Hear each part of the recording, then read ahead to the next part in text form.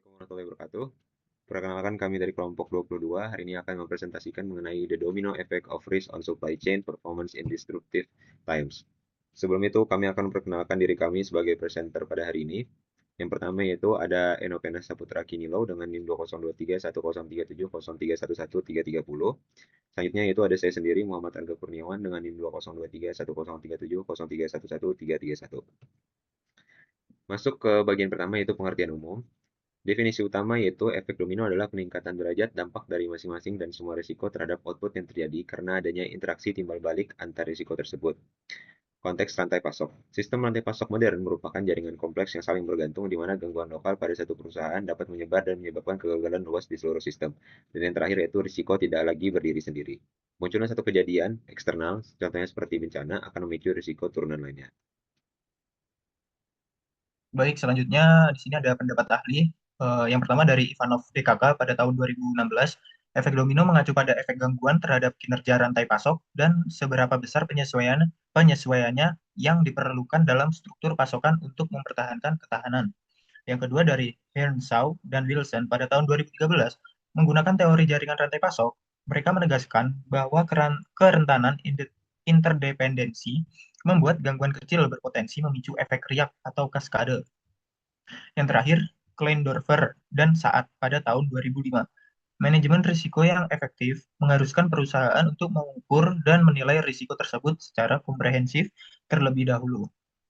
Selanjutnya ada identifikasi masalah. Yang pertama itu tingkat kerentanan. Sekitar 60% perusahaan menyatakan bahwa munculnya satu atau lebih risiko dapat dengan mudah mengganggu rantai pasok mereka. Selanjutnya itu kompleksitas era disrupsi, di mana penuh gangguan.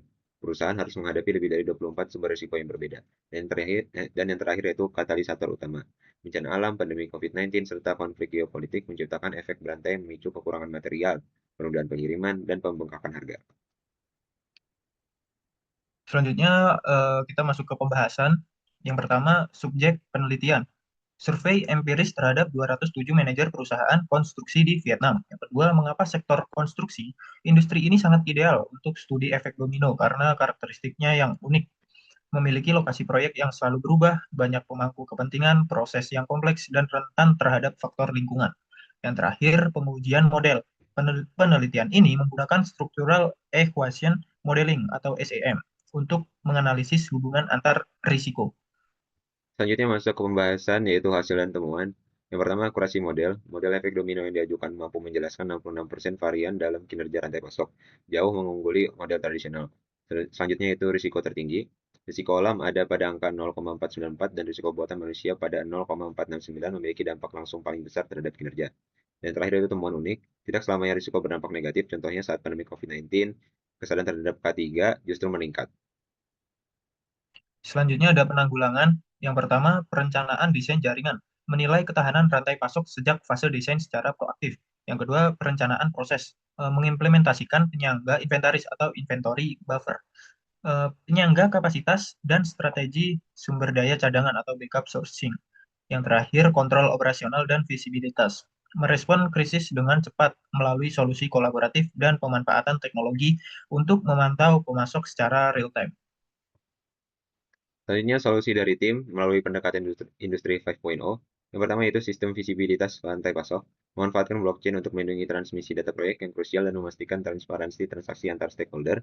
Selanjutnya, otomatisasi dan pelacakan material, menerapkan smart contracts atau kontrak pintar dan integrasi sensor IoT cerdas seperti modul microcontroller serta RFID.